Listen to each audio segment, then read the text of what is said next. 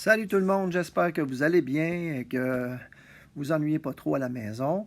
Je vous ai envoyé des petits entraînements à faire récemment. J'espère que vous les faites. Si jamais vous avez des questions, n'hésitez surtout pas à me contacter, soit par le portail, par courriel. Vous avez mon numéro, pas mon numéro, mais mon adresse courriel. C'est malorimier à commercial cclemoine.edu. Alors ça, c'est par courriel. Sinon, ça peut toujours être par un commentaire sur une vidéo sur ma page YouTube. Et voilà. Donc, aujourd'hui, je vous ai fait un petit PowerPoint sur l'entraînement cardiovasculaire. Donc, ça va de pair avec votre entraînement que vous avez à faire pour le défi cardio. Je vous explique un petit peu de théorie, mais pas beaucoup. Puis voilà, donc essayez de prendre des notes parce qu'il y aura un caout sur le sujet. En fait, sur plusieurs sujets, mais donc toutes les capsules que je vous ai envoyées jusqu'à maintenant, je vais faire un petit caout pour voir si vous avez bien écouté ou qu'est-ce que vous avez retenu. Voilà, c'est parti. Donc, l'entraînement cardiovasculaire.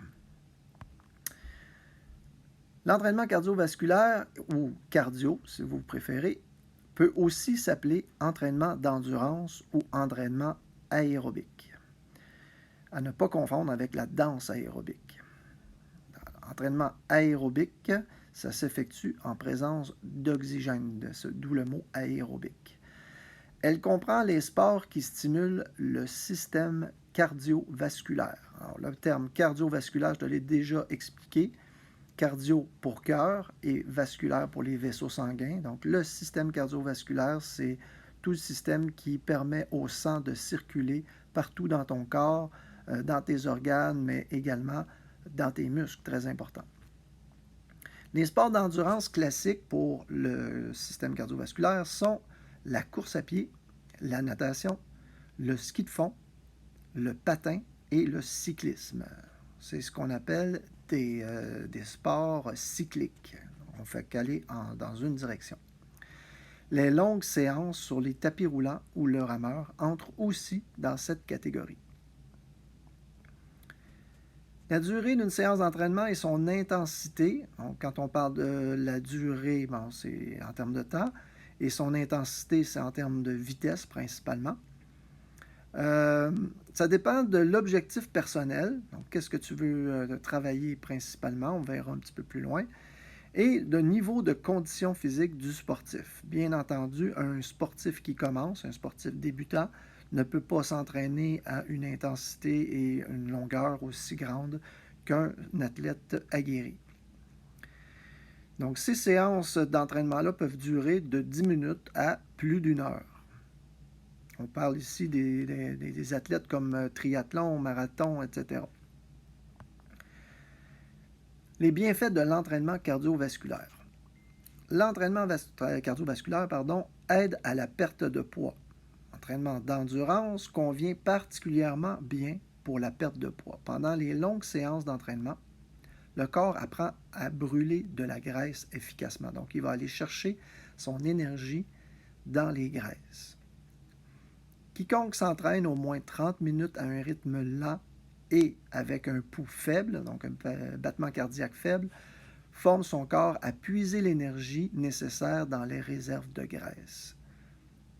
Chaque séance d'endurance brûle beaucoup de calories. Alors, quand on parle de calories, quand tu manges de la nourriture, tu ingères des calories. Quand tu bouges, tu les dépenses. L'entraînement d'endurance rend les muscles plus performants. Les muscles requièrent de l'énergie pour soulever les poids et travailler efficacement. La production d'énergie ne peut aboutir sans apport d'oxygène. Un entraînement d'endurance régulier augmente la capacité maximale d'absorption d'oxygène du corps. Donc, en faisant du cardio, tu rends ton corps plus efficace à utiliser l'oxygène. Donc, tu rends tes muscles plus efficaces parce qu'ils ont besoin d'oxygène. Les bienfaits de l'entraînement, la suite. L'entraînement d'endurance aide à maîtriser le stress. Alors, des études démontrent que les sportifs qui pratiquent régulièrement l'entraînement d'endurance réagissent mieux au stress ou réagissent moins au stress que les personnes qui ne pratiquent aucun sport. Durant ce moment, vous vous concentrez sur vous-même. C'est comme une période de méditation ou de relaxation. Le sport en extérieur, donc quand tu vas dehors, aide également à prendre du recul et à se vider l'esprit. C'est pour ça que ça aide par rapport au stress. L'entraînement d'endurance est excellent pour le cœur et protège des maladies reliées au style de vie moderne. Il renforce principalement le plus important de tous les muscles, le cœur. On peut aussi dire le cœur, on appelle des fois le myocarde. Autrement dit, à chaque battement, le cœur pompe et fait circuler plus de sang. Le corps est donc mieux oxygéné. Donc, vous savez maintenant, le cœur est un muscle. Lorsque tu l'entraînes, ton muscle devient plus gros, plus fort, donc plus efficace. Dans ce cas-ci, le cœur est plus efficace à faire circuler le sang et l'oxygène dans ton corps. Il en résulte un meilleur système immunitaire et un taux de cholestérol réduit. Meilleur système immunitaire dans un temps de pandémie comme on vit actuellement. On voit qu'il y a des gens qui meurent beaucoup du COVID-19 parce qu'ils sont soit malades déjà ou ils font de l'embonpoint, donc un surpoids. Et ces personnes-là ont souvent un système immunitaire plus faible, ce qui les rend plus vulnérables aux maladies. À long terme, cette amélioration de la circulation sanguine réduit le risque de maladies vasculaires et de crise cardiaque. Les différents types de séances d'entraînement maintenant. Il existe principalement 2 types de séances d'entraînement pour améliorer le système cardiovasculaire. L'entraînement en continu et l'entraînement en intervalle. L'entraînement en continu, c'est lorsque tu fais une fois un exercice, mais sur une longue période de temps.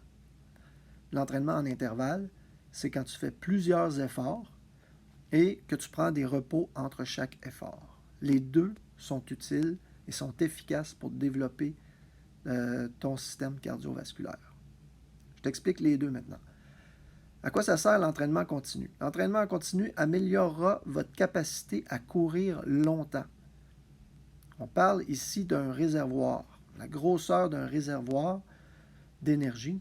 Donc, si tu regardes l'image, un petit réservoir va te donner de l'énergie moins longtemps et un gros réservoir va te permettre de faire de l'exercice plus longtemps. Alors, c'est ce qu'on travaille, c'est ce qu'on améliore lorsqu'on fait de l'entraînement en continu. Maintenant, les entraînements en intervalle. L'entraînement en intervalle améliorera votre vitesse de course en situation d'endurance ou en situation de fatigue. Il s'agit de votre puissance aérobique.